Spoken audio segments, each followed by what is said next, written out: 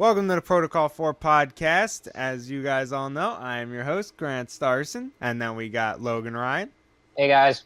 and William Bell. Hello. And Johnny Humberto is still not here. And Damn it. He's mysterious disappearance. Nobody has heard from him in 2 weeks. He was consumed by the Teleview, actually. I saw He- him while I was walking through the St. Giga studio, so this was kind of unfortunate. And The dude never tells anybody anything, so that might have been what happened to him for all we know. I think he might be on some sort of secret government mission in some sort of in some foreign nation. That But, makes sense. But yeah, He's so the main character from freaking Sniper Ghost Warrior or whatever that crappy game was. yeah, he's the sniper. We didn't even Yeah. know, but yeah, turns out that's what he is. But so we're gonna continue on, and let's just jump right into this. So before we get into any of the fun stuff, there's something I wanted to talk about. So on Thursday, the FCC voted to officially begin rolling back their net neutrality regulations. So for those of you who don't know what net neutrality is, it's basically the concept of internet providers not being able to speed up and slow down connections to certain websites. It means net neutrality is the theoretically that they have to supply equal speed to everyone. And for a very long time, up until it was in 2014, I believe, the FCC regulated that, and it was just treated as a utility. And they were it was judged to be under the FCC's domain. And then in 2014, there was actually a circuit court ruling that basically said that no, it's not under the FCC's jurisdiction, and it basically was set to be open, and that internet providers could do whatever. And for a brief period, it was technically the net was not neutral, but companies didn't really have enough time to fully take advantage of that. So in 2015, Barack Obama made it so that the internet is considered a Title II classification, which makes it so that it is a government utility, which then put it back under the FCC. And why I'm saying all this is because you're going to hear people lie a lot that the net neutrality was only a rule for 2 years, and before then there was no problem. So net neutrality is not necessary to be enforced by law. And so I'm just giving you a bit of the history, because the net was actually neutral for much of its existence. It was just in 2015 there was actual regulations put on the books that made it so that it was enforceable, and that it was solidified as a Title II, making it so that the FCC definitely had jurisdiction over it.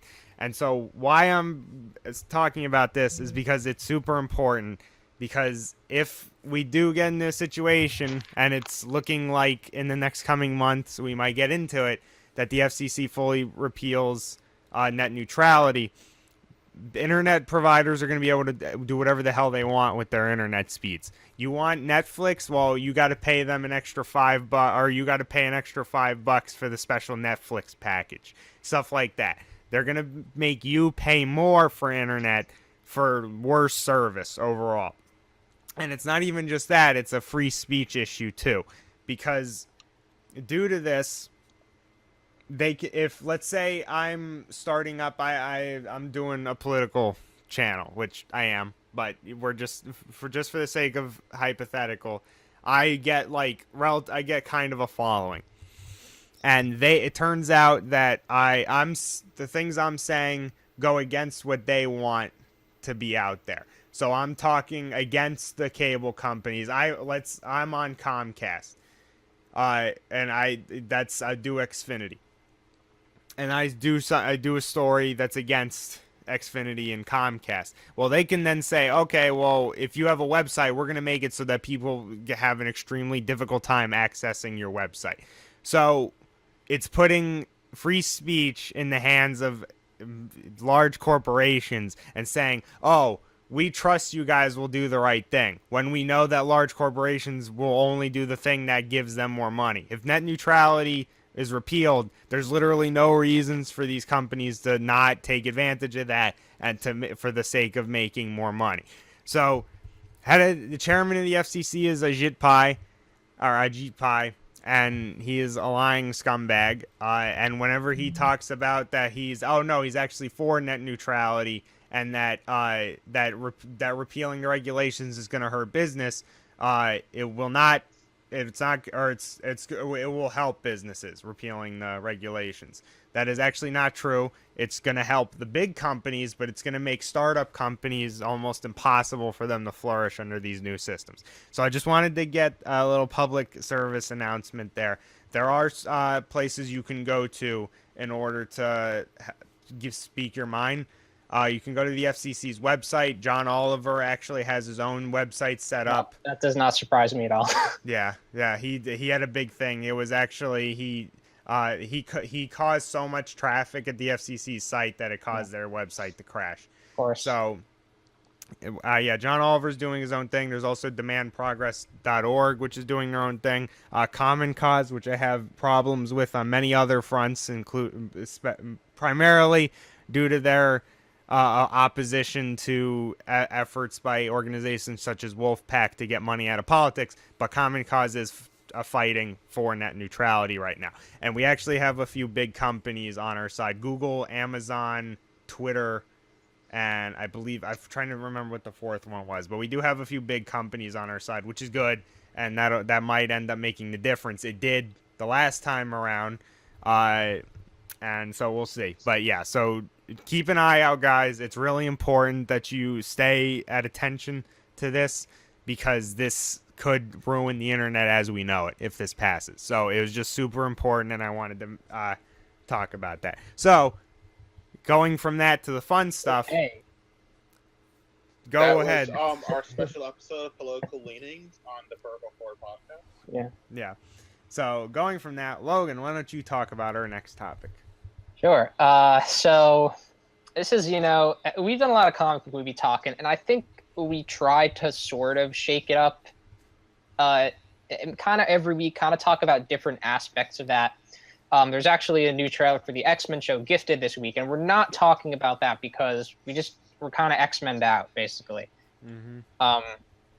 But something that we kind of can talk about is that it was revealed that Justice League has undergone a lot of reshoots and will be undergoing a lot more. And reshoots are always a very interesting subject when it comes to blockbuster movies, because something that a lot of people, I guess, don't realize, or certainly something that it is thought that a lot of people don't realize, is that reshoots happen with almost every blockbuster. And that they often probably make a movie better. Rogue One was a movie that was a good movie. It was a box office success, and it had reshoots. It's unknown what the movie was like before the reshoot, as it is always unknown with any movie that has reshoots. But if the movie ends up being good, who's to say that the movie was not worse before the reshoots happened? However, obviously, there are other movies that have reshoots, like Suicide Squad, I believe, is a movie that was known to have reshoots. And that movie obviously ended up bad. So who's to say that that movie was not better before the reshoots? So it's a very strange topic, but people who kind of know a lot about the business would often tell you not to sort of hate on reshoots for what they are, because they're just a thing that happens. Anyway, Justice League, like I said, has been getting extensive reshoots, will be getting more. And what kind of the insiders are saying is that the movie has essentially been remade twice through these reshoots. I suppose, if that is true, those reshoots must have been quite large. I'm sorry, I actually got to interrupt you real quick. So I actually read more about it, and there's actually there's not really slightly, but there's conflicting reports about the extent to the reshoots. Yeah, I'm seeing Justice that right League. in this article. Yeah, that there's another insider that's saying that it wasn't extensively reshot, but that they do have reshoots being planned, and that so just giving a heads up that technically speaking, they're both anonymous insiders, so we don't really know. but yeah, I mean your points on reshoots are still valid. But yeah, continue with what you were saying. Yeah, so yeah, I mean, just there's an article you linked here. The article I read was from Slash Film. You have a new article here from MovieWeb that talks about some insider who talked to The Wrap, is another website, saying that there actually have not been reshoots yet, and that there will be some small ones in the summer. Which is, I mean, it's just funny that you know, like no one can figure out what the hell is going on here. That's you know, in the spirit of the DC universe. Um, So, you know, DC, it's certainly very easy to believe that there have been huge reshoots. You know, I don't think that's a weird thing to say. DC always kind of seems to be shaking in their boots in terms of kind of their competition and looking at them. And they always seem to be looking at their competition and saying, what can we do to kind of make ourselves better or make ourselves like our competition? With Suicide Squad, I think it's pretty much confirmed that that's exactly what they tried to do. Was they saw Guardians of the Galaxy and even Deadpool, I think is at least what Red Letter Media speculated, was that even Deadpool, which only came out a few months before, impacted the post-production of Suicide Squad in some way, where they wanted to make Suicide Squad funnier, and obviously that was a terrible choice for that movie. And Justice League is a movie that is, you know, up in the air in quality. I know the Slash Film article talked about how I almost effed up that word. I don't know if you. I almost said like article or something. Now I'm just drawing attention to it. But the Slash Film article said that apparently, you know, after Suicide Squad, there were big shakeups in the kind of the higher ups of the DC Cinematic Universe. You know, obviously Marvel has this guy Kevin Feige, who's been in charge forever and probably will be in charge until he quits because Marvel Universe is a big success. And, you know, Feige seems like a nice guy. Zack Snyder was, I think he had a similar position in the DC Universe where he was sort of in charge creatively and oversaw everything. He apparently does not have that position anymore. I think they've got some people who are more associated with the comics areas to sort of take his place there. I think he's still directing Justice League, isn't he? Yes, he is. He's just apparently not like part of that tribunal that, you know, governs all the movies in the entire universe. So it's very interesting just to think when this movie comes out, I can imagine we will be able to kind of tell just by how consistent the movie is, whether it's been remade twice. Like if it's been remade twice, we're going to know. Like, it's going to be like Suicide Squad. It's going to be really choppy and weird, I have a feeling, unless they, for some reason, got good people on it. The movie only comes out November 17th, not too long from now. So if there are more reshoots to be done, that's, you know, comparatively very soon before release. So if the reshoots are happening, that's not a good thing. But, yeah, like you know, just now that we have two sources, you know, everything's kind of up in the air with it right now. Wonder Woman's coming out very soon. That could be a good film. So, you know, I guess my hope would be that Wonder Woman is good. And then if Wonder Woman is good, maybe they'll kind of try to let Justice League breathe a little and maybe try to focus on not making it like something else, but making it like itself and just kind of making it good, basically. I wish they would add some freaking color to the DC movies, though, because they're so freaking hard to see. Like, even with Wonder Woman, like, the trailer's okay. It's a few jokes and stuff kind of fall flat, but, like, it looks okay. But, yeah, there's, like, no freaking color, like, at all. And, like, it's so dark. And I'm like, it's a superhero movie, guys. Like, come on. Like, Wonder Woman's got bright red and blue in her costume. Like, where is that? It's funny because a long time ago, I watched a video on how with DC movies they use like a certain filter to make colors look more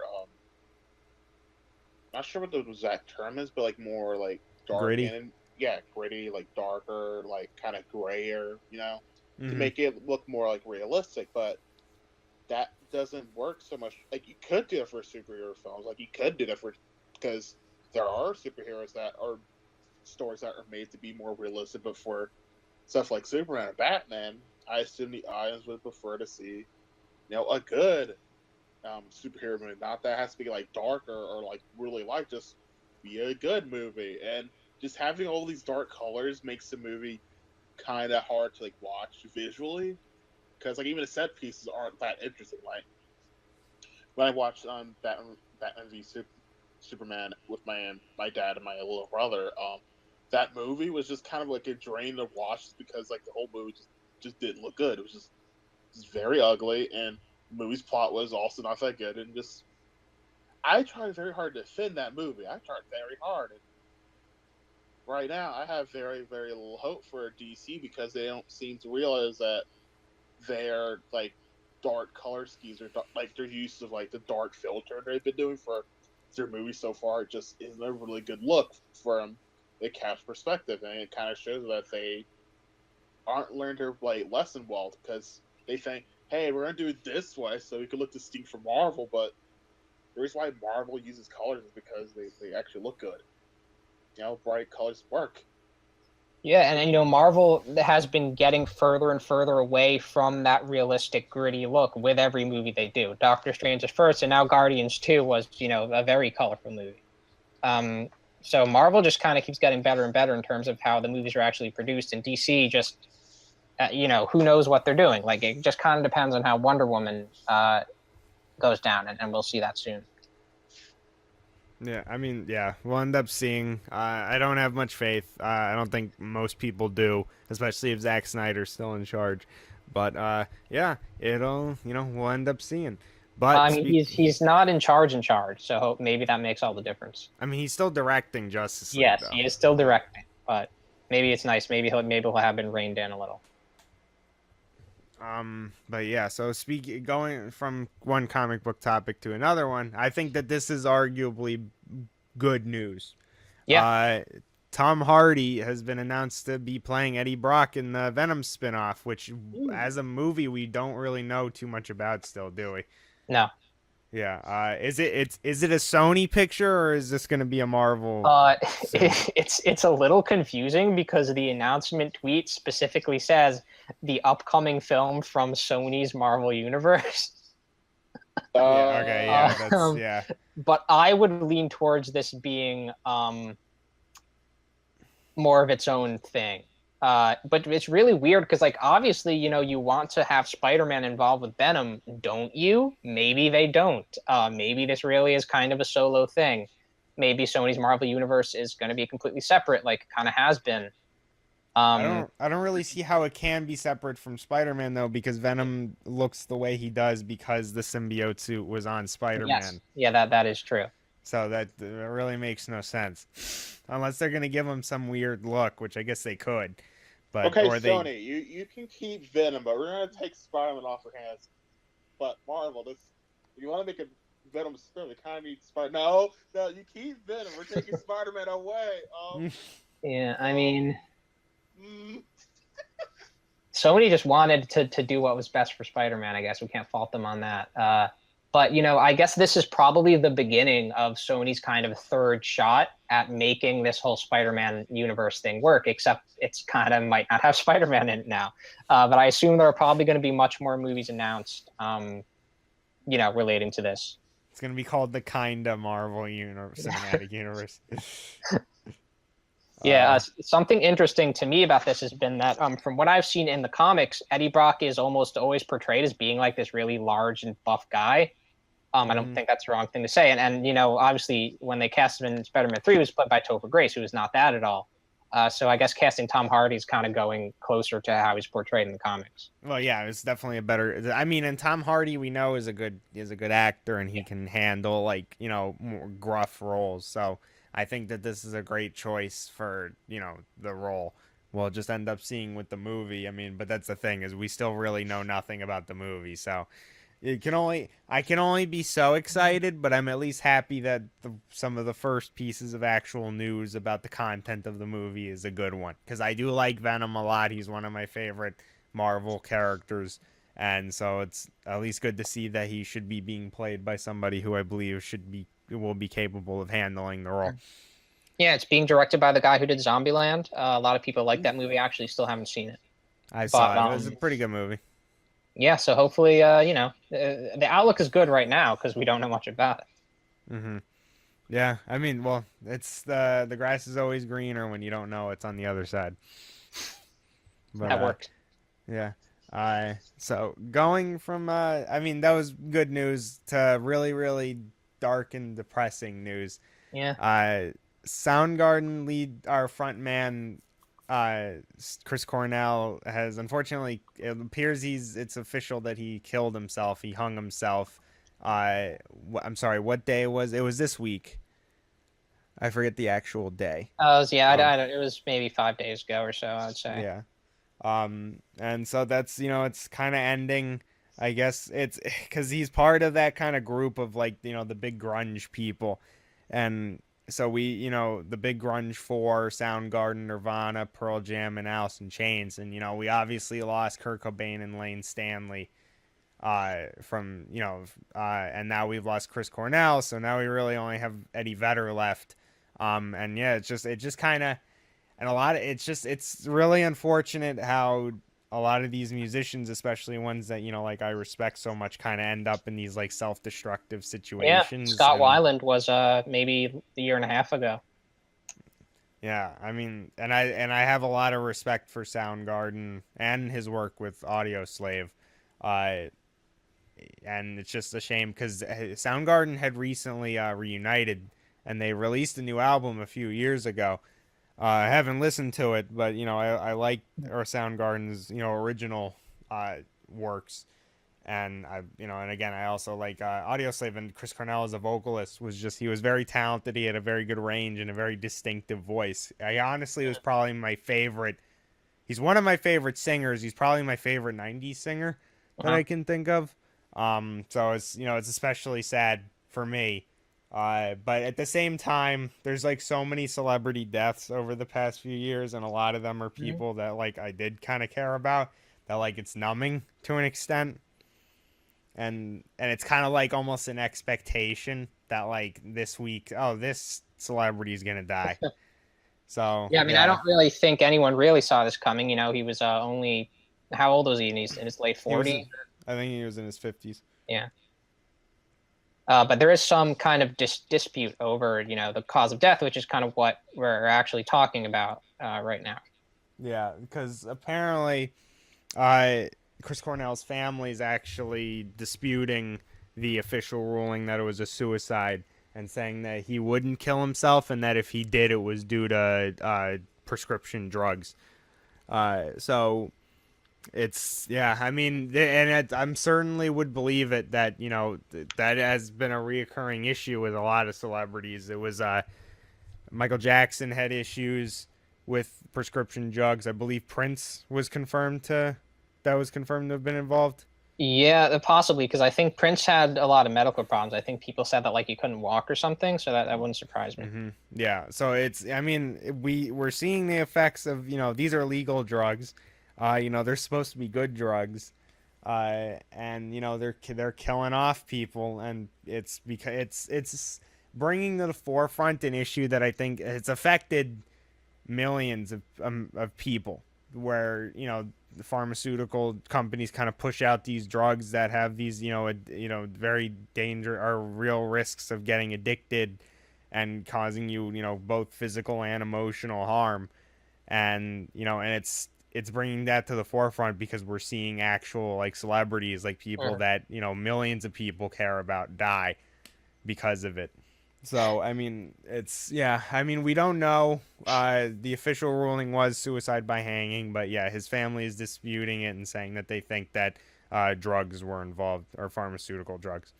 Yeah, I just watched a couple weeks ago. I watched an hour-long documentary from HBO about how painkiller addiction can lead to heroin addiction, and it is. You hear that heroin addiction is an epidemic in America these days, and I guess a lot of that is due to that it starts with prescription drugs. So I mean, it seems to be pretty bad out there. We can only hope that a lot of the artists and creators that we love won't fall prey to this anymore. But it's I'm sure he won't be the last. Unfortunately, we can just hope that there won't be one for a long time. Oh, he definitely won't be. This is a shame. I mean, what? Just curious question. What are your guys' favorite songs involving Chris Cornell? Definitely. I did kind of have to look up the Soundgarden and Audioslave songs. and I did kind of remember them once I looked them up. But the one that I know I really loved, let me look up the name here, was "Burden in My Hand." Mhm. I really love that one by Soundgarden. That was probably my favorite. Yeah, that whole album's actually really good. Yeah, They're I should probably down on listen. the upside. Down on the upside. It was weird because that was also kind of their most commercial album, but I would still argue that they did a very good job of melding like more pop sentimentalities with their grunge, more experimental roots. I would probably say, Super Unknown's probably I would probably say is ends up being my favorite album by pretty much anything Chris Cornell's done. Did like Revelations a lot. The last Audio Slave album. I didn't really listen. I believe Chris Cornell did have a solo career. I didn't really listen to it much. I don't tend to listen to solo careers that much. Uh, Hmm. but yeah, and also his work on Temple the Dog was really good. Hunger Strike and Say Hello to Heaven are both really good songs. So yeah, he's unfortunately gone now, but if anybody listening hasn't listened to Soundgarden or Audio Slave, Temple the Dog, I would definitely recommend giving those a listen because those are all. This Audio Slave was early 2000s, but it was still kind of very had a very 90s sentimentality. But I would definitely Soundgarden and Temple the Dog are classic 90s grunge acts.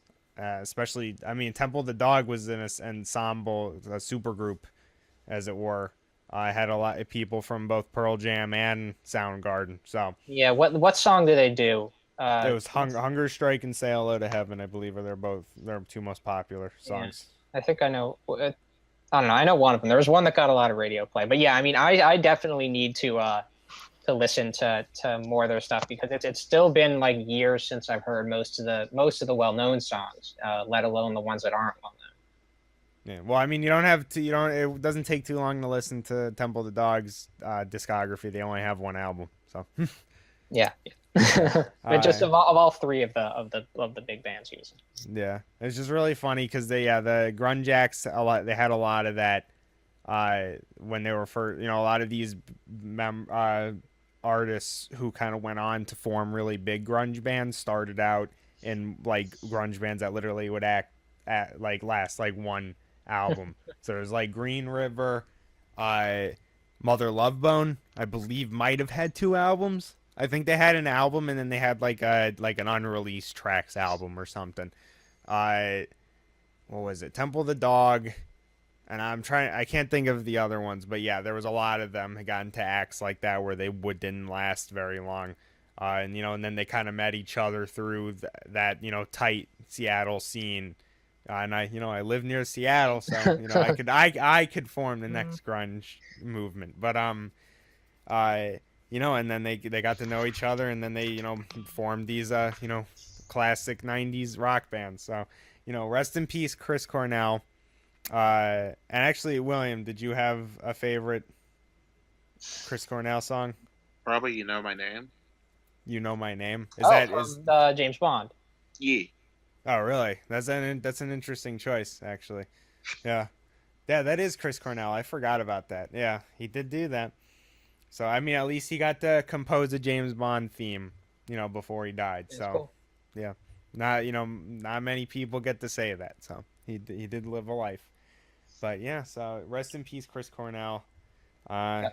May you, if there's an afterlife, may you have a good afterlife.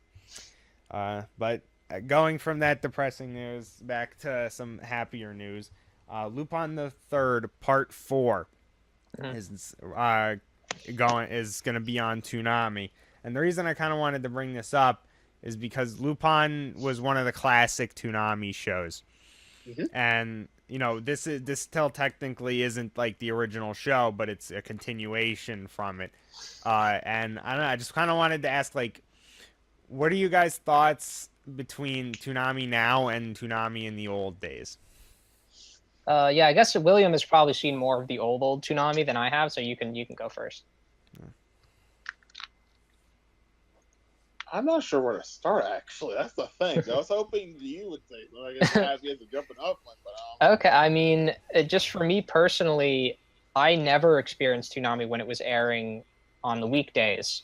I only got into it when it was airing every Saturday night, which is what it does now. Except it was airing Saturday night on regular Cartoon Network, not on Adult Swim. But certainly when I got into it, it was the source of a lot of shows I got into. One of the shows that affected me kind of the most in my life, and a show that I've made honestly a few in all likelihood lifelong friends out of, was Zatch Bell, which was a show that premiered on Toonami, and it also did probably the first or the second anime / manga that I got into, other than One Piece, which also did have a Toonami run for a time. Though I'd gotten into it before that. It was a 4Kids Toonami run too. Remember that? Yeah, I know. Yeah. I mean, even I was not like a huge Naruto viewer, but you couldn't really escape the Naruto zeitgeist back then, and that was partially due to the anime airing on Toonami. Teen Titans aired on Toonami. I believe that was I assume the time that show aired probably fluctuated, but I know new episodes were on Toonami for a long time. I believe the show ended on Toonami, and that was a huge show for me as well. It was fairly big for me back then, but I mean now, I really enjoy watching shows weekly on TV, because it just seems like it's not something I have to try to do at all. A show comes on, I watch it, I have fun, I just wait another week until it comes on again. So there are a lot of anime that I probably wouldn't watch normally that I am watching because they aired on Toonami. Black Lagoon was a show I loved. Now I own it on Blu-ray. I saw that on Toonami. Dead Man Wonderland I saw. Soul Eater I saw. Blue Exorcist, which is not so good, I saw. So you're implying that that Soul Eater and Dead Man Wonderland were good then? They were, I would say, a little better than Blue Exorcist. They weren't high tier, but they were better than Blue Exorcist. I mean, geez, there are still plenty others. I'm seeing Tokyo Ghoul now. I'm able to see Dragon Ball Super dubbed for the first time. Freaking Space Dandy, a show I loved that like no one talks about anymore. Such an amazing show. He brought us a good old Dandy Cock. Yeah, he did. Yeah, he did. And that was aired for new on Toonami the same time as it aired in Japan. Such a good show. So I owe a lot to the new Toonami as well. I really enjoy having that anime sort of brought to me, and also having the sort of interesting things like the Sandwell and Me shorts that they've been doing. And of course, Samurai Jack as well, which just ended last night when we're recording this. That kind of got bought back. Who knows if that would have been bought back in the same way that it did if this current iteration of Toonami didn't exist. I mean, yeah, see the thing about Toonami, and like I don't get to watch it much because I don't have TV where I live. I rely on the internet, which an increasing number of people do.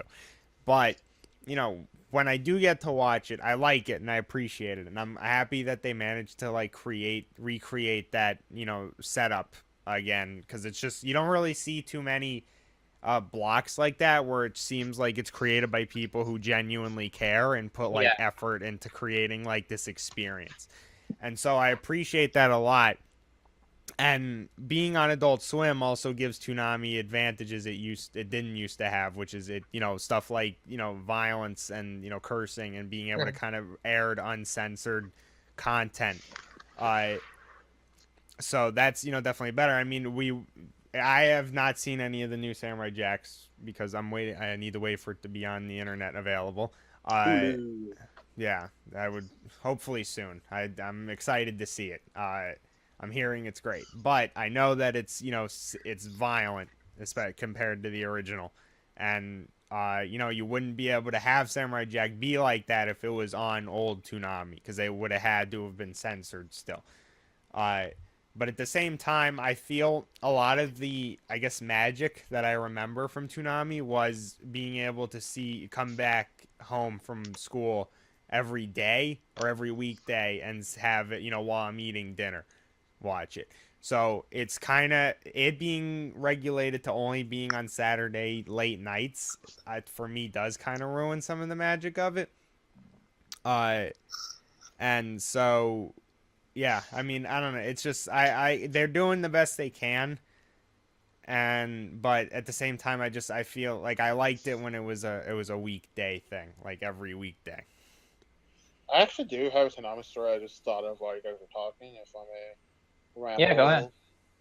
Yeah, Toonami came out in 1997, believe it or not. And I don't think I got into it until 98 or 99 when Dragon Ball Z was a thing. In I think Sailor that Moon. I remember that much. And that was on, that was when I was a little kid, I actually had cable TV. So when I came home, I could actually watch, cartoons and anime. And when I was a kid, I remember stuff like trying to stay up to watch Adult Swim and how Yu Yu Hakusho used to be on Adult Swim until it's about a month before he switched it out with Big O being on Adult Swim and Yu Yu Hakusho being on Toonami. And I just remember a lot of these really cool shonen anime that got me into like writing and stuff. Like Yu Yu Hakusho especially is one of my biggest inspirations of writer. And there's stuff like let me go through this list again. Okay, let me think. Yu Yu Hakusho I remember especially well. Dragon Ball Z.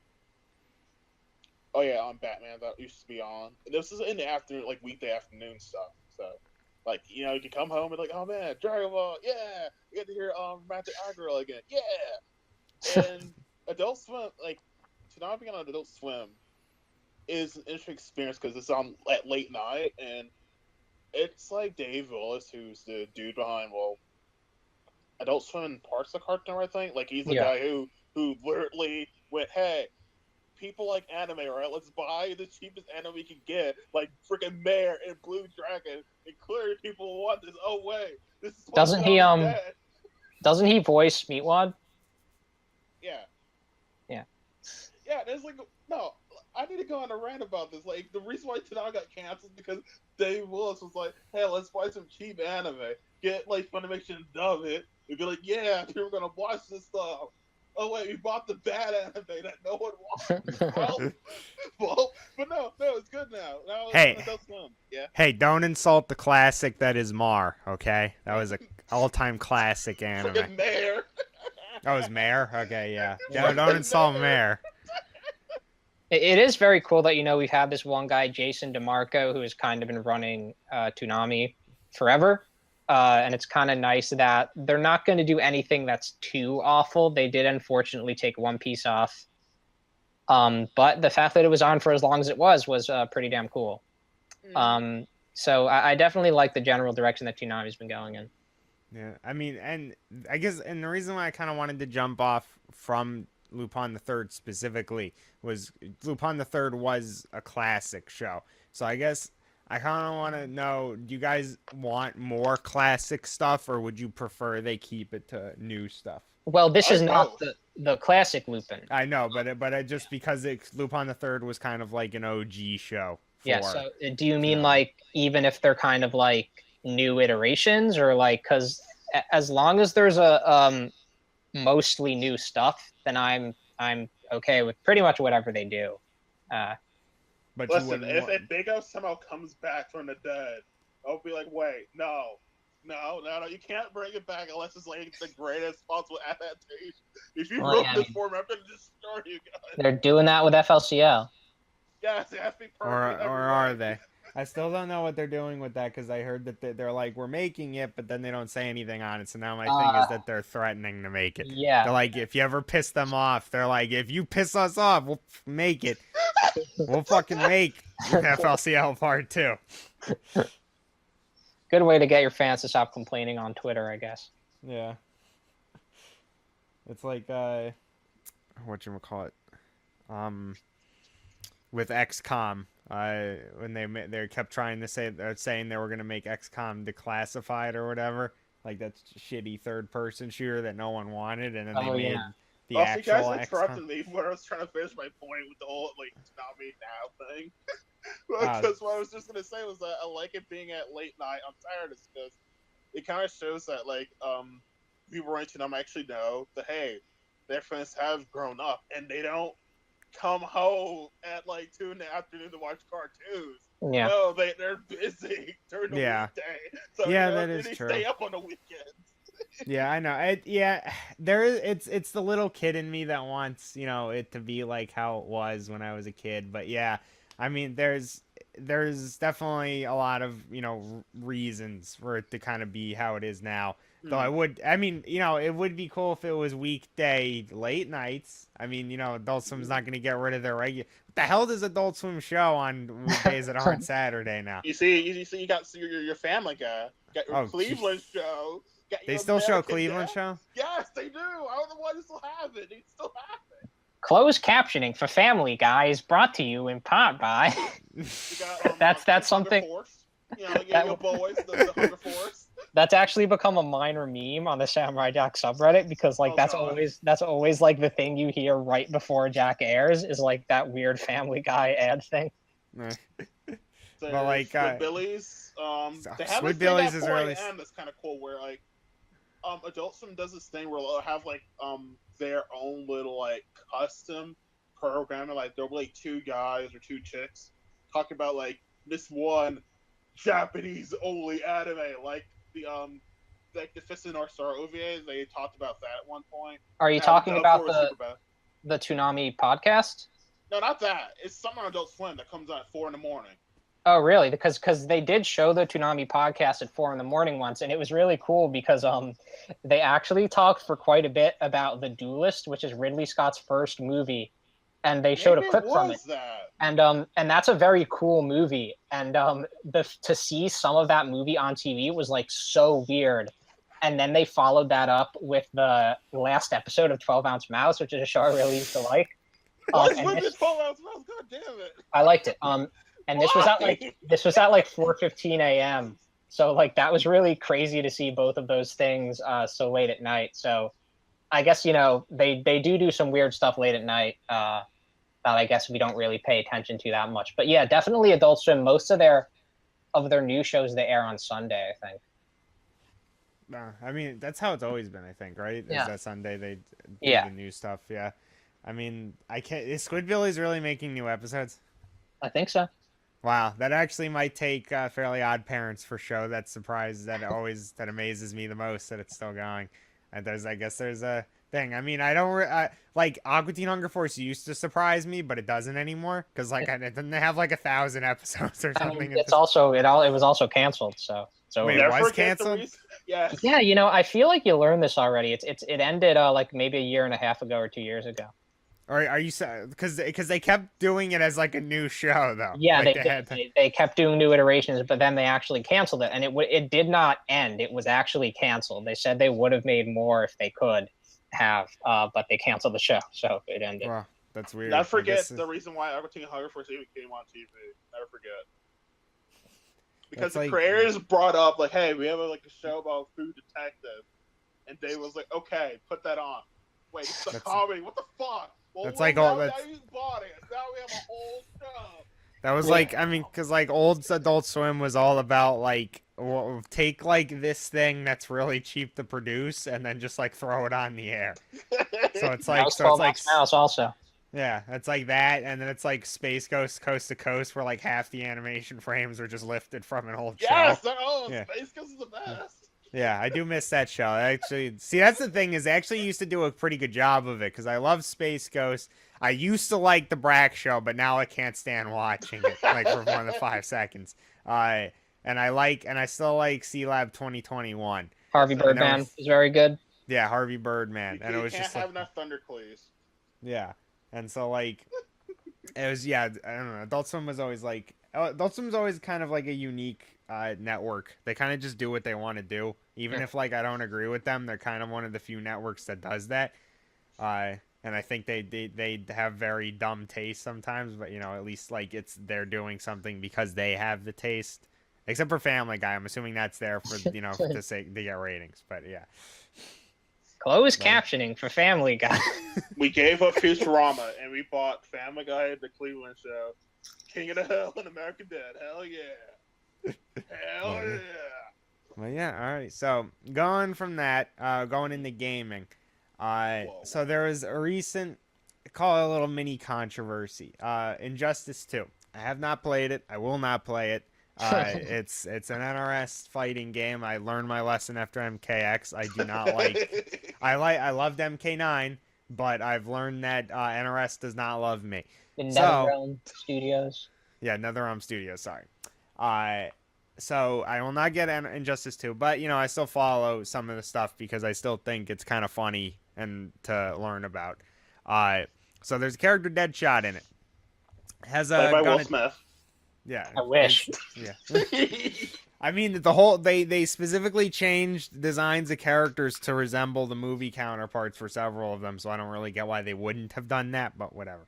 Like at least make him look like. Now he doesn't have to look like Will Smith, but he could look like that iteration. Clearly, Will Smith didn't approve of how he was in Yeah. Suicide Squad. But so yeah, Deadshot has a gun attack. It's has extremely quick startup. Or it's a very fast move is the point. So a very prominent NetherRealm Studios fighting game or competitor, Sonic Fox, has kind of been annoying people a lot recently because he's basically winning fights by standing on the other side of the screen firing guns off, and it's working. So it's sparking a controversy, as kind of this stuff always does in the fighting game community, and especially with like I guess more casual people. But it's still in the NRS community, it still sparks some controversy even among competitive players, of it being like cheap that he's winning like that. And the reason I brought this up is because I want to talk about the role of a developer and kind of dealing with these situations. So normally in fighting games, the conventional wisdom is you have to learn how to deal with something. And it's not even just conventional wisdom, that is just the wisdom of it. If you're in a competitive scene, you have to learn how to deal with whatever's winning at the time. Mhm. However, a lot of people end it at that, and I don't think that that's right, because what wins a competitive isn't necessarily the same conversation as whether or not this should be fixed in order to make the game better. So, what's going on here is that this move is so fast, it makes it so that like you have to take an extremely long time to get in on this character. And while he's firing off his guns, he's building meter, which allows him to then use other projectiles that you really can't avoid, and then you take damage from blocking it because there's chip damage. So my argument, I guess, with something like this is that while it's technically dealable, like you can deal with it and you can try to get in. And I honestly think that there was a similar situation with Injustice 1 with the character Deathstroke, who I honestly think it was worse with him because you couldn't even duck his bullets in Injustice 1. And he just did a shit ton of damage, and you couldn't move. You were forced to stand on the other side of the stage for like extended periods of time, slowly moving in. But my logic with this is that that's not fun gameplay, and it doesn't really encourage smart gameplay, because the Deadshot, whenever he fires his gun, he's really not taking risk because it's so fast and it recovers so quickly. So I think that this is something that should be fixed, even if you can deal with it, even if the character might not even necessarily be that good. It should be fixed, and if you need to buff him in other areas that make him a more well-balanced character, because when you have a character like this who basically can win just by doing one move, it makes the game boring, and I honestly believe that it affects its longevity, which, I mean, for NRS games, I feel like that's especially true, because NRS games only last usually about like 1 or 2 years. They last until the next game comes out, basically. And I think a lot of that is because they're very limited in how you can deal with things, because the logic that's put in place is that here's the move and here's how you deal with it, and that's it. There's nothing really outside of that. So my thing is that when you're designing a fighting game, you should be designing it to also be fun and to encourage multiple ways to deal with situations. Freedom. Yeah.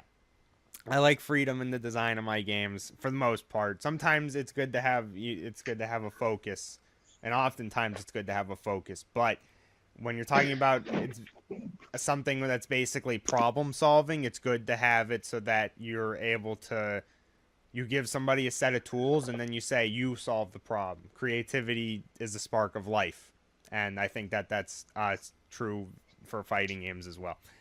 See, I don't know, for have you- me, I actually did hear about the whole Deadshot thing before, and at first I assumed it was just like some day one tactics thing where like someone to figure out how to deal with it eventually. Because I don't know NRS games that well. I know I wasn't a big fan of Mortal Kombat when I was a kid, and even now I'm like sort of like going like, okay, I sort of get Mortal Kombat now.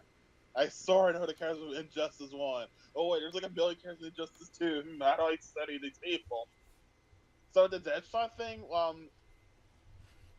one thing I don't like about NRS is that it's like the whole Street Fighter 5 thing. Where it's like you don't have freedom when you play the game. It's just that okay, you do this string. This is your string. You do this. That's what you do to get out of a situation. You do this one thing. If you don't have this one thing, oh, you're screwed over. And I don't like that because with, say, one of my favorite fighting games, Persona, there's like a lot of stupid shit in Persona, but you can avoid it. Like you could one character, Yukiko, she has a move that she can make that hits the entire screen, and she can make that unblockable. And at first you might go, no way, this is broken. I can't block this thing that hits the entire screen. But Persona's like, no. Hey, Mr. Grant, Mr. like audience, you could just hit the roll button. Oh wait, you just avoid the unblockable move. But in Injustice 2, apparently, there's a character who makes this dumb setup that makes you sit from really far away. You have to work your way in, and what's your reward? You get to beat up the guy. Except, oh wait, you beating up the guy probably won't amount to the same amount of pressure the guy who's been shooting you from afar has been doing to you. And even then, I assume Deadshot can do something to someone getting up in his face, right? Oh no, Sonic Fox has shown that he has really good up close mix-ups that he can. Okay. Yeah. So Deadshot maybe needs to have his tools adjusted, or maybe fix the system and not be this like dumb. But I know NRS is gonna do that. So Well, yeah, I mean, what's funny to me, again, I do have to say the disclaimer, I have not played Injustice 2. So I mean, from what I've seen, it seems extremely similar to Injustice 1, which I played a lot of. So I am relatively familiar with Injustice 1. And I played a lot of MKX until I stopped playing it around when Tremor came out, and then I stopped caring. But there was a character in MKX Predator who he had a similar issue where he had his cannon when he fired it had the exact same situation where it went out really quick and he recovered almost instantly, and that ended up getting nerfed because that was ridiculous. You couldn't in NRS games, you don't move fast enough to really be able to deal with something like that, so it makes it so that they can basically just send out an attack for no risk that you will probably you are likely to have to block. And even if you don't, they build meter from, in which case they just get an advantage just from throwing this shit out. And like there's almost no risk to doing it. And the issue that I see with NRS is this has come from when they started designing their games with the competitive scene in mind. Because their idea of competitive design is all right, here's a move. Now what does this move do? Okay, now how do we make it do that move? Instead of like, and that seems like that makes sense, but the issue is that they make it do whatever the thing they want it to do so well that it doesn't really require gameplay. It just requires knowing what the setup is. So it's like, so just to like give an example, so like in MKX, it's important. A character like Cassie Cage, she wants to get in your face to do unseeable mix-ups that go into combos. So what do? They give her the nut punch, which makes it so it holds you in place so that she then gets to immediately do an unseeable mix-up that you have to guess in how you block it. So it's not really gameplay. It's kind of just the move doing what they want the character to do, as opposed to just giving those characters many tools that revolve around a general play style so that the player can then have more freedom to do that with. And that's kind of why I liked MK9, is because MK9 wasn't really designed for a competitive audience, so a lot of the characters kind of had what seemed like random tool sets, but because they were more varied in their tool sets, they were able to do more stuff. There's character designs I legitimately really, really like in MK9. A lot of them, actually. I love Jade. I like Shang Tsung. I like Sub-Zero.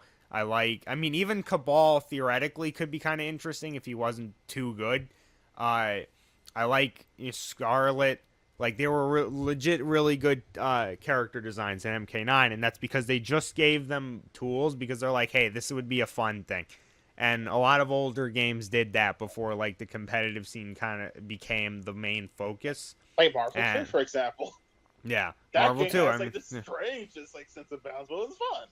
yeah, I mean, yeah. So, I mean, it's ultimately, it is technically up to taste. But yeah, I think people aren't going to enjoy this Deadshot nonsense. Certainly casual players aren't. You're not going to tell casual players, oh, get good, because if they're not having fun dealing with it, they're just going to stop playing, because they don't have the same commitment to it that a competitive player who literally plays the game for money does. And casuals, despite what a lot of people think, are always the life and blood of any game, because that's the majority of your audience. So you do have to be able to make a game that's fun for casuals, even, and there's also, you want to balance that to have a good competitive, a competitive side to it. And I think that those aren't mutually exclusive, and in fact, I think that they're very much so related in making it fun for both. But yeah, I could definitely go on for hours on that, but I don't want to. Right now, at least. I might do that at some other point, but not now. But going on to our last topic, it's also gaming. This one is about little furry guy. You might have heard of him. His name is that guy who's next to Sonic, who's you made. Very, What a very, yeah, very popular character. That guy is. He has. If the trailers to be believed, he has red hair. And glasses, the iconic glasses look, and a scouter or something. The point being is that Sonic Forces had its trailer released this week, and it didn't look bad. No. I'll give it that. What could possibly go wrong? Yeah, I mean, the thing that's gonna go wrong is all the porn that's gonna be derived from this game, because you're giving Sonic fans the ability to make their own Sonic character. Yeah, what was really funny was that the day this was revealed, DeviantArt actually posted on their Facebook, like, it's official, guys, all our OCs are real now. I mean, that's what it is. Like, they had to have been a thought running through Sega's head when they made this, is that those Sonic Doshin writers are going to have a field day with this game. But yeah, I mean, probably not enough skill is put into these to call them Dojins, but like, I don't... Okay, fan fictions. There you go. Sure. Fan fantasies. But yeah, I mean, the game itself looked good. It looked like it was more Generations in style, which is nice that because they kind of, after Generations happened, they did Lost World, which had a completely different game style. But it's good to see that they're returning to the Generations style of gameplay, since we know that was good. That was a good formula. I mean, even in Unleashed, which Unleashed was a very flawed game, to be sure, the Werehog levels. But the daytime levels were fun, even if they had some dumb design decisions sometimes. They were fun. They were fast. They were Sonic. And the gameplay looks to be more like that, but, they're Sonic Forces. You get to now make your own character. And, I mean, that could be fun. I mean, making your own character can be fun. I don't want a story where they're like, what are we gonna do? And then your guy pops up and they're like, oh, it's that guy. We're saved. The Sonic couldn't do any of this before, but now this guy's here. Just remember, whenever that guy isn't on screen, Sonic and Classic Sonic should be asking, where's that guy? Yeah. They should literally say that guy. But yeah, are you guys looking forward to Sonic Forces? A little bit. It's the first Sonic game for Switch. it just kind of looks like they're maybe trying to put their best feet forward with this, and it has the three different gameplay styles: modern Sonic, classic Sonic, and this new Sonic this new character who will, I guess, have probably a gameplay style that's kind of a mixture. That you'll apparently have some sort of like kind of a fire gun that you just kind of use to take out enemies really easy. So And it becomes then- Shadow. Oh my god. Yeah, I guess. Great. And then I think you have gadgets that are basically like color powers, wisp powers from Sonic Colors, and that's kind of cool. And then you can also choose between rabbit, wolf, cat, dog, bear, bird, and hedgehog. What did I just say? Whoa! Hedgehog. Whoa! Hedgehog. I guess that would not be a bad name considering that this is a technologically minded character. And every species has different abilities. Are you guys?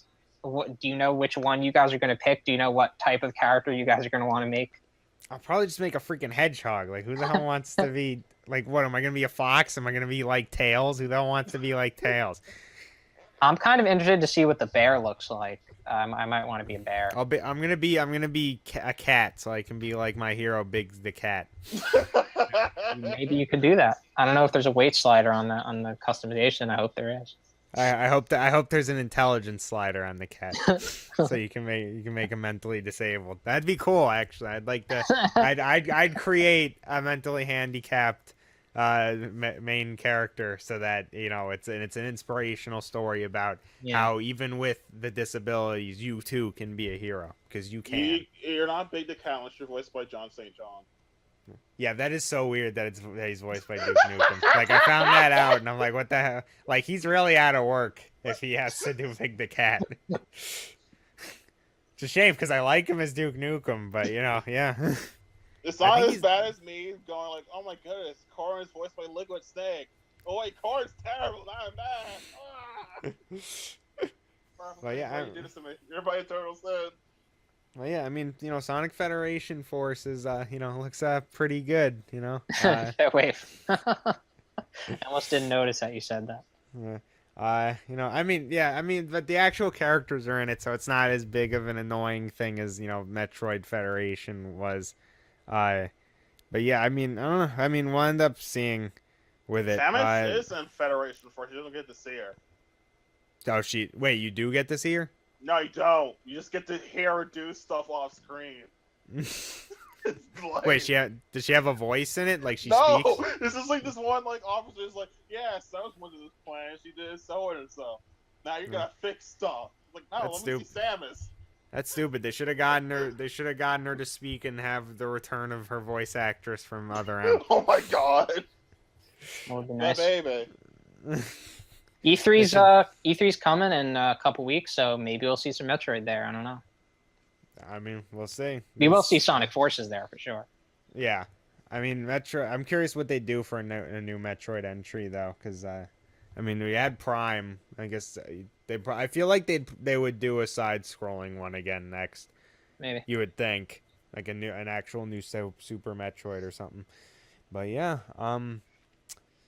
I think that was pretty much it for this week. Yep. Wanted to do a little bit of a quick one since unfortunately Johnny couldn't make it again, and it was a little bit of a chaotic week to get this together. So we're kind of having to fit this in between us doing stuff. Yeah, but I'm happy that we've done it every week since we started. That's cool. yeah, I am happy too. So, but so thank you guys for listening in, and we'll see you next week. Bye.